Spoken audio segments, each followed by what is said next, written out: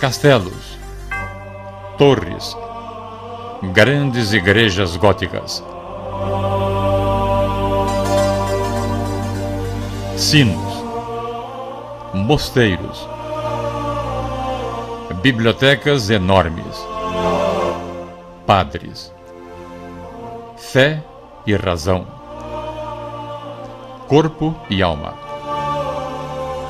bem e mal, Deus.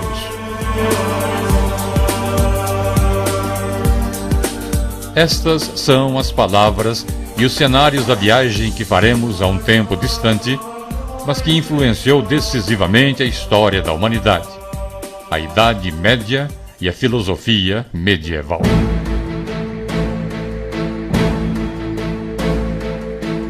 Ao longo do século V d.C., o Império Romano do Ocidente sofreu ataques constantes dos povos bárbaros. Do confronto desses povos invasores com os romanos, desenvolveu-se uma nova estruturação da vida social europeia, que corresponde à Idade Média. O período medieval se estende até o fim do Império Romano do Oriente, com a queda de Constantinopla, no século XV, em 1453 d.C., momento da retomada comercial e do renascimento urbano. No ano de 395 d.C., o Império Romano foi dividido. Passou a haver, então, o Império Romano do Ocidente, tendo Roma como seu centro, e um Império Romano do Oriente, cuja capital era a nova cidade de Constantinopla. Em 410, Roma foi pilhada por povos bárbaros e em 476 todo o Império Romano do Ocidente ruiu. O Império Romano do Oriente continuou a existir até 1453, ano em que os turcos tomaram Constantinopla, e desde então a cidade se chama Istambul, hoje capital da Turquia. Por muitos anos, a Idade Média foi conhecida como a Idade das Trevas, um período obscuro e de ideias atrasadas, marcadas pelo declínio econômico e político do feudalismo, pelas guerras religiosas, pela peste negra e pelo monopólio restritivo da Igreja nos campos da educação e da cultura. Entretanto, a arte gótica, com suas catedrais, a poesia lírica dos trovadores e a obra de filósofos de grande originalidade mostram o quão errônea é esta imagem.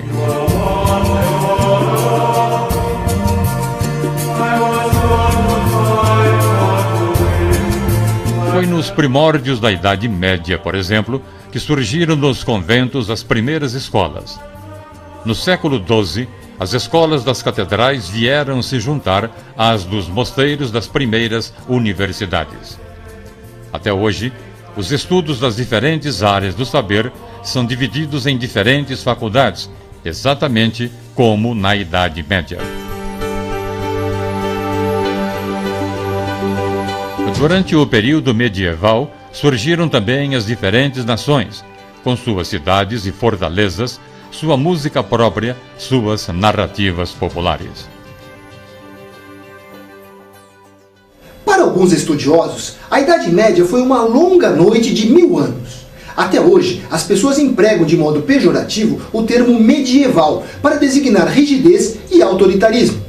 No entanto, para outros estudiosos, a Idade Média foi um período de 1000 anos de crescimento. Ao final dessa viagem, você decidirá.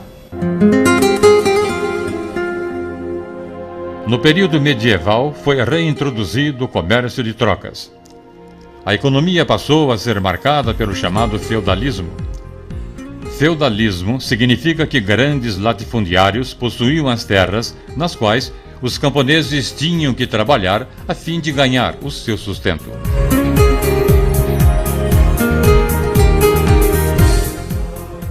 A Idade Média é caracterizada por um retorno ao universo rural. A Igreja Católica, em meio ao esfacelamento do Império Romano, conseguiu manter-se como instituição social. consolidou sua organização religiosa e difundiu o cristianismo, preservando também muitos elementos da cultura grega e romana.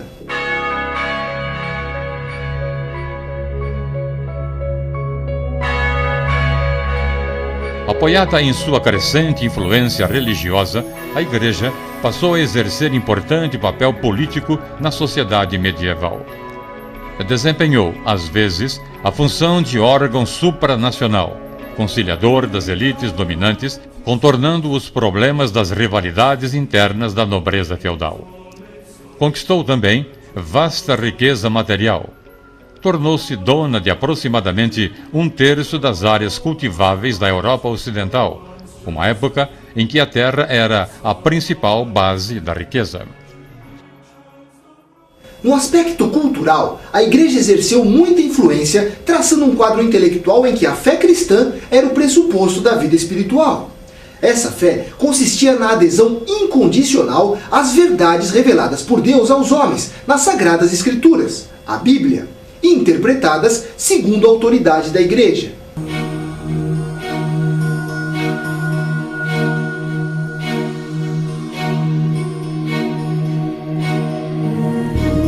A consagração do cristianismo como religião oficial do Império Romano, no ano de 380 d.C., marca o início de uma transformação profunda nas formas de pensar do mundo antigo. A teologia, a reflexão sobre Deus, torna-se rapidamente no saber supremo, teocentrismo, que todos os filósofos aspiram a alcançar. Esta é a razão por que a esmagadora maioria dos filósofos medievais eram teólogos. Tudo conduz a Deus. O mundo material surge como a manifestação da vontade divina. A própria política é formalmente submetida aos grandes princípios definidos pela religião. O indivíduo, ao mesmo tempo em que se afirma como único, é limitado na sua autonomia.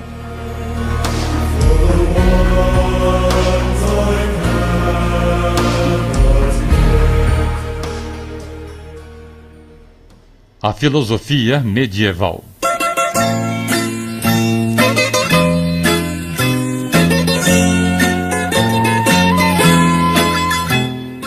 Alguns religiosos desprezavam a filosofia grega, sobretudo porque viam nessa forma de pensamento uma porta aberta para o surgimento de doutrinas contrárias às estabelecidas pela Igreja, em termos de fé, as chamadas heresias.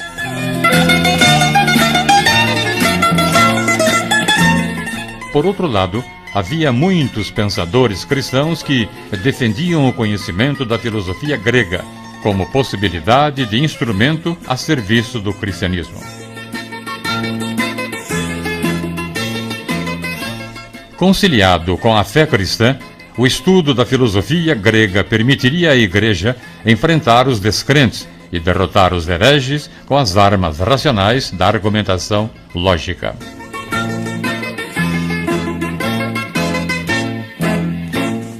O objetivo era convencer os descrentes, tanto quanto possível pela razão, para depois fazê-los aceitar a imensidão dos mistérios divinos somente acessíveis à fé.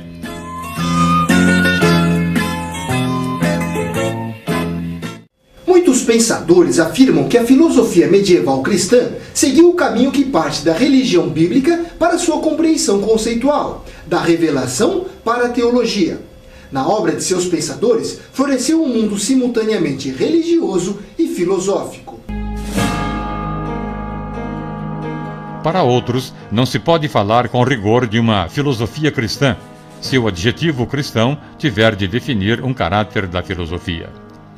Só podemos chamar de filosofia cristã a filosofia dos cristãos enquanto tais, isto é, a que está determinada pela atuação cristã de que parte o filósofo.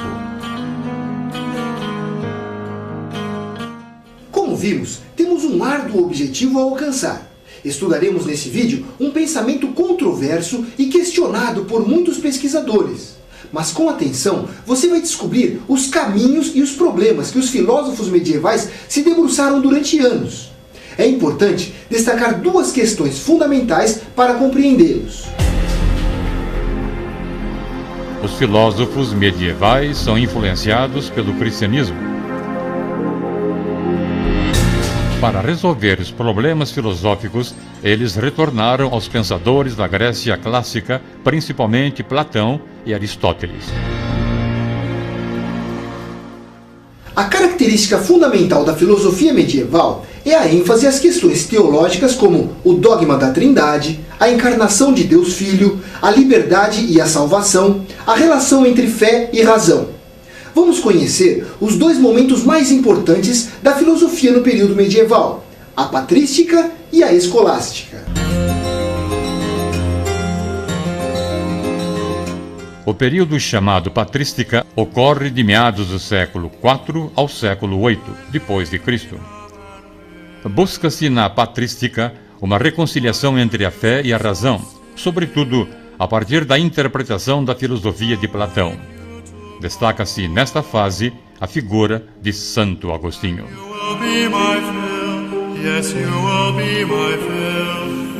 O período chamado escolástica ocorre do século IX ao XVI depois de Cristo.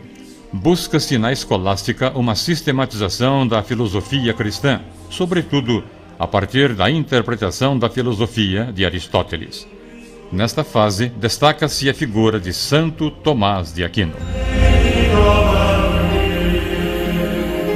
Vamos então analisar cada uma delas. A patrística. Com o desenvolvimento do cristianismo, tornou-se necessário explicar seus preceitos às autoridades romanas e ao povo em geral. A Igreja Católica sabia que esses preceitos não podiam ser impostos pela força, tinham que ser apresentados de modo convincente. Os primeiros padres se empenharam na elaboração de inúmeros textos sobre a fé e a revelação cristãs. O conjunto desses textos ficou conhecido como patrística, por terem sido escritos principalmente pelos grandes padres da Igreja. Em verdade, a patrística é o esforço cristão de incorporar a filosofia grega para servir-se dela na defesa contra os ataques que lhe dirigiam. Assim, os padres da Igreja tentaram, em primeiro lugar, uma formulação intelectual dos dogmas, e em segundo, uma discussão racional com seus inimigos heréticos ou pagãos.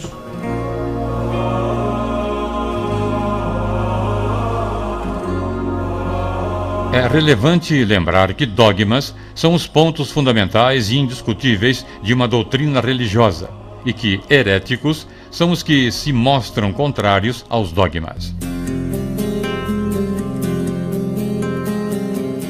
O projeto de conciliação entre o cristianismo e o pensamento grego teve como principal expoente o padre Agostinho, posteriormente consagrado santo pela Igreja.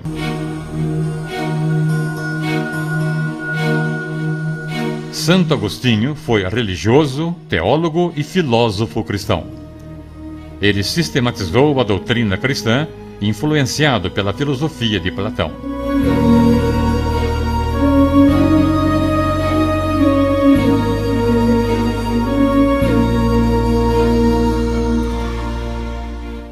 O último dos antigos e o primeiro dos modernos. Santo Agostinho foi o primeiro filósofo a refletir sobre o sentido da história, mas tornou-se, acima de tudo, o arquiteto do projeto intelectual da Igreja Católica.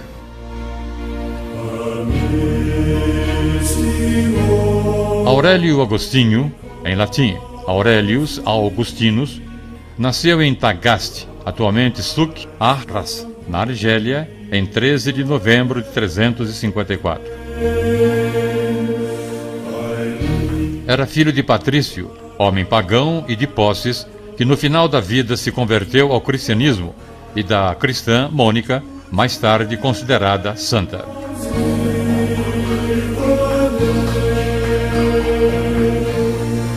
Agostinho estudou retórica em Cartago, onde aos 17 anos passou a viver com uma concubina, da qual teve um filho, Adeodato.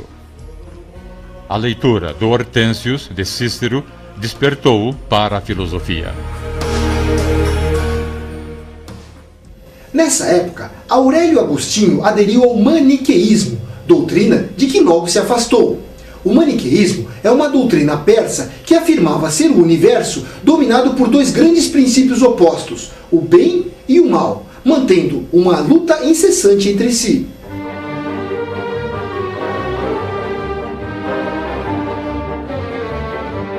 Viajou para Roma e Milão, entrando em contato com o neoplatonismo, o movimento filosófico do período grego-romano, desenvolvido por pensadores inspirados por Platão, que se espalhou por diversas cidades do Império Romano, sendo marcado por sentimentos religiosos e crenças místicas.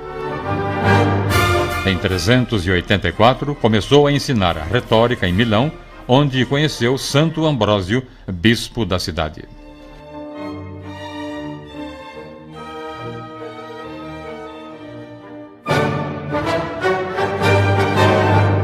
Cada vez mais interessado pelo cristianismo, Agostinho viveu longo conflito interior.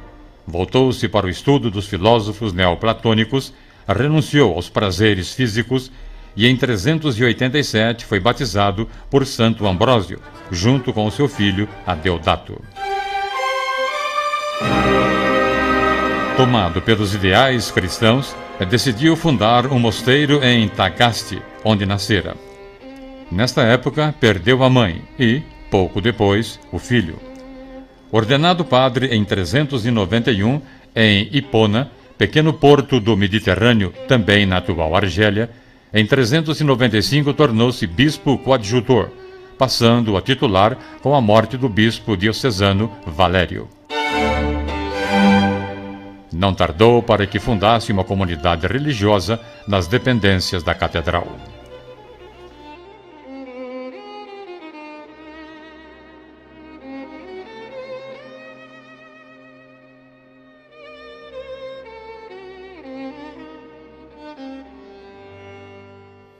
Em sua vida e em sua obra, Santo Agostinho testemunha acontecimentos decisivos da história universal, com o fim do Império Romano e da Antiguidade Clássica.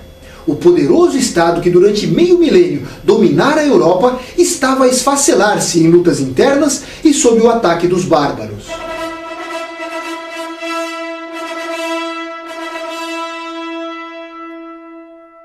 Em 410, Santo Agostinho viu a invasão de Roma e, pouco antes de morrer, presenciou o cerco de Hipona. Nesse clima, em que cismas e heresias eram das poucas coisas a prosperar, ele estudou, ensinou e escreveu suas obras.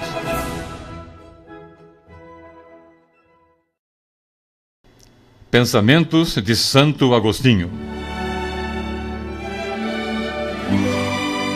As obras mais importantes de Santo Agostinho são: da Trindade, sistematização da teologia e filosofia cristãs, divulgada de 400 a 416 em 15 volumes. Da Cidade de Deus, divulgada de 413 a 426, em que são discutidas as questões do bem e do mal, da vida espiritual e material e a teologia da história.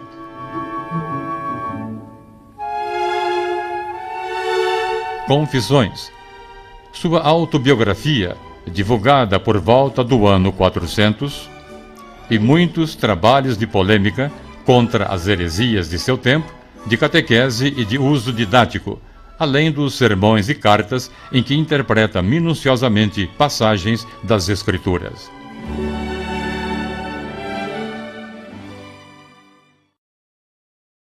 A alma.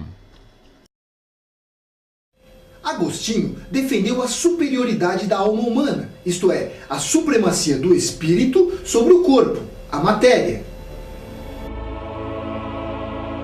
A alma teria sido criada por Deus para reinar sobre o corpo, para dirigi-lo à prática do bem. O homem pecador, entretanto, utilizando-se do livre-arbítrio, costuma inverter essa relação, fazendo o corpo assumir o governo da alma. Provoca com isso a submissão do espírito à matéria, equivalente à subordinação do eterno ao transitório. Mas a verdadeira liberdade estaria na harmonia das relações humanas com a vontade de Deus. Ser livre é servir a Deus, pois o prazer de pecar é a escravidão.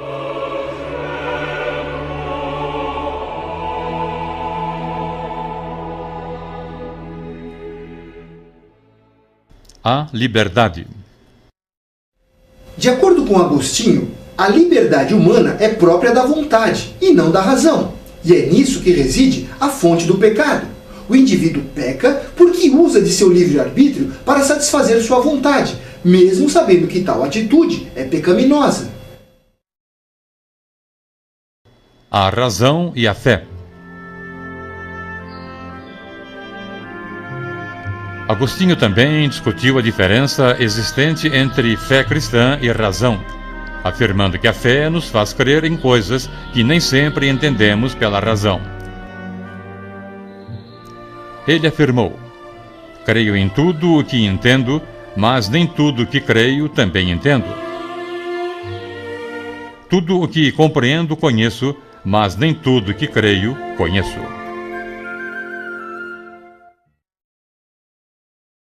A interioridade. Agostinho pode ser considerado o primeiro pensador em nossa tradição a desenvolver, possivelmente com base em concepções neoplatônicas, uma noção de interioridade que prenuncia o conceito de subjetividade do pensamento moderno.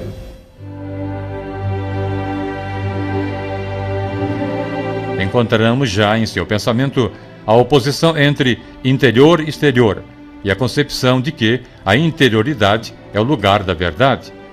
É olhando para a interioridade que o homem conhece a verdade. Por isso, no livro da Trindade, ele afirma: no homem interior habita a verdade.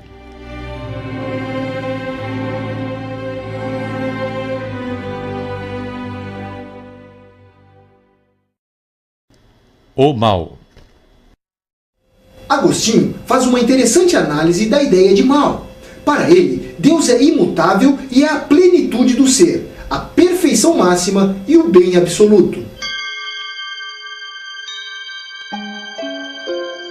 A natureza do mal deve, assim, ser encontrada no conceito absolutamente contrário ao conceito de Deus como ser, ou seja, o não ser. O mal fica, portanto, destituído de toda substancialidade. Ele seria apenas a privação do bem. O mal não existe, por assim dizer, mas a ausência do bem.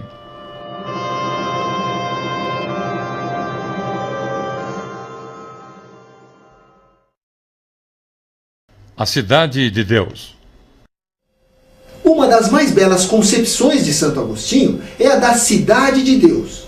Amando-se uns aos outros no amor a Deus, os cristãos, embora vivam nas cidades temporais, constituem os habitantes da eterna cidade de Deus. Na aparência, ela se confunde com as outras, como o povo cristão, como os outros povos, mas o sentido da história e sua razão de ser é a construção da cidade de Deus, em toda parte e todo o tempo.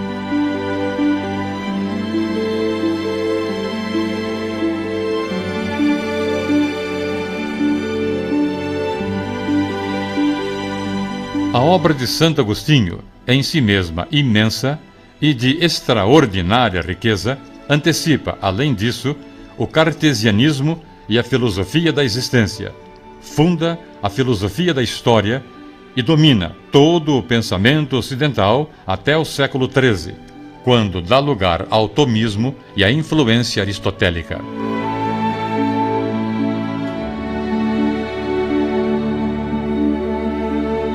Santo Agostinho morreu em Hipona, em 28 de agosto de 430 depois de Cristo.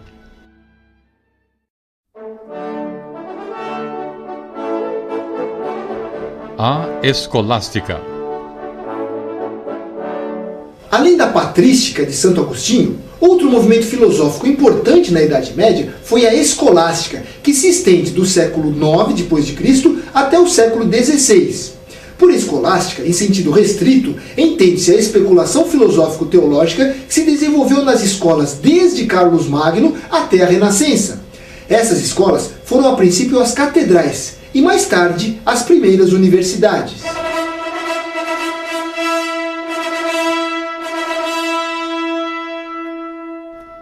No século VIII, Carlos Magno, imperador do Sacro Império Romano, organizou o ensino e fundou escolas ligadas às instituições católicas.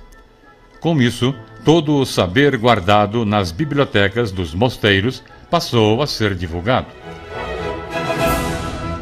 Nessas escolas ensinava-se gramática, retórica, dialética, geometria, aritmética, astronomia e música.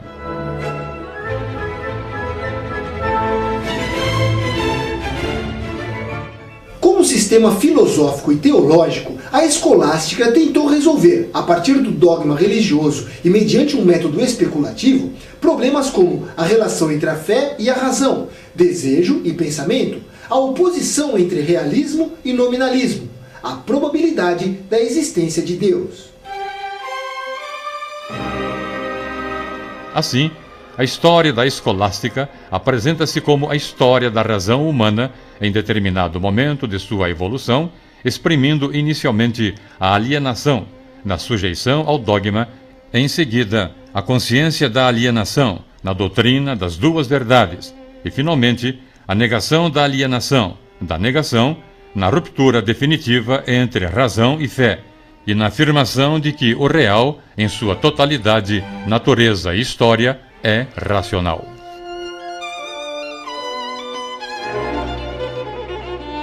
Portanto, temos três fases que caracterizam a escolástica.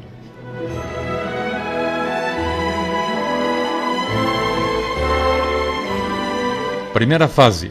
Vai do século IX ao fim do século XII d.C. e é caracterizada pela confiança na perfeita harmonia entre fé e razão. Segunda fase. Vai do século XII ao início do século XIV d.C. e é caracterizada pela elaboração de grandes sistemas filosóficos, merecendo destaque as obras de São Tomás de Aquino. Nessa fase, considera-se que a harmonização entre fé e razão pode ser parcialmente obtida. Terceira fase. Vai do século XIV até o século XVI d.C. e é caracterizada pela decadência da escolástica. Afirmam-se as diferenças fundamentais entre fé e razão. O grande destaque é o filósofo Guilherme de Ockham.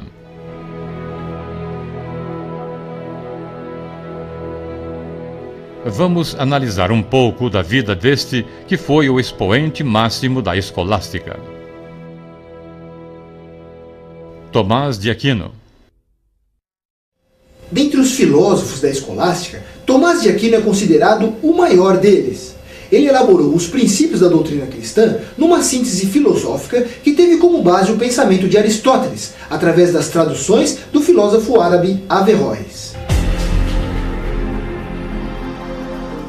Tomás de Aquino afirmava que, se é correto que a verdade cristã ultrapassa as capacidades da razão humana, nem por isso os princípios inatos naturalmente à razão podem estar em contradição com esta verdade sobrenatural.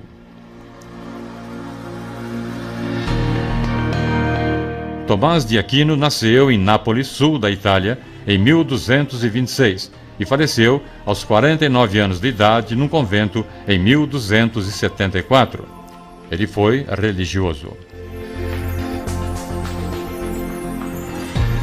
Em verdade, Aquino reviveu em grande parte o pensamento do filósofo grego Aristóteles, com o objetivo de nele buscar os elementos racionais que explicassem os princípios da fé cristã.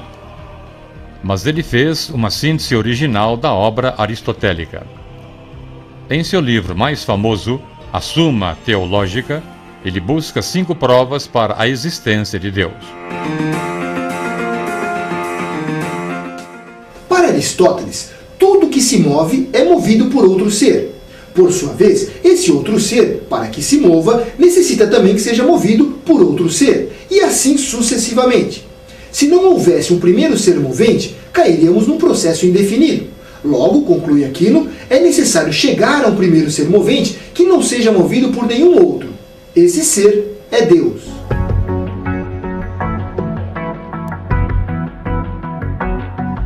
Todas as coisas brutas que não possuem inteligência própria existem na natureza cumprindo uma função, um objetivo, uma finalidade semelhante à flecha dirigida pelo arqueiro. Devemos admitir, então, que existe um ser inteligente que dirige todas as coisas da natureza para que cumpram seu objetivo. Segundo afirmava Aquino, este ser é Deus.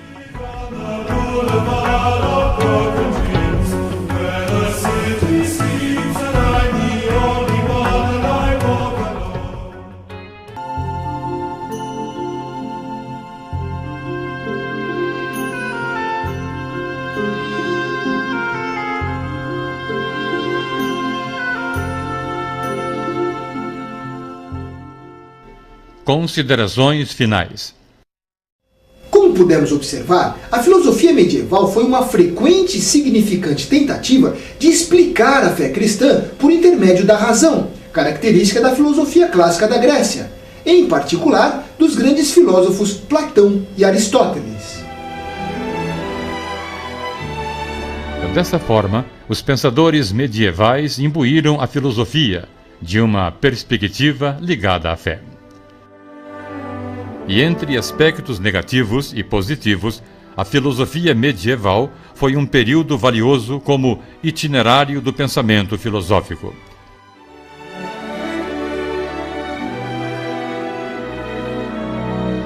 O questionamento de seus pensadores, como Ockham, abriu as portas para outro tempo, em que não mais Deus estava no centro das discussões, mas sim o homem e a ciência.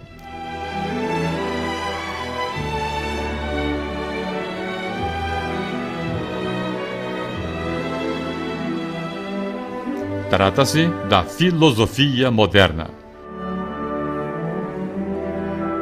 E é a filosofia moderna o que veremos no próximo volume.